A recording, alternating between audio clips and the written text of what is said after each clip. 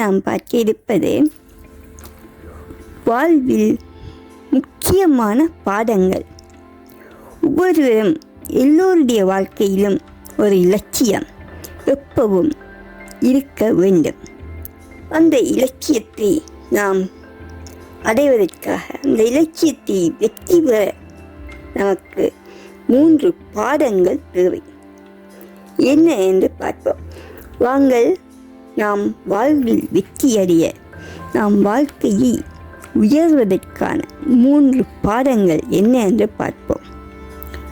முதலாவதாக, உன்னால் முடியாது, என்னால் முடியாது என்று நினைப்பதை இன்னொருவர் செய்து கொண்டுதான் இருக்கின்றார்.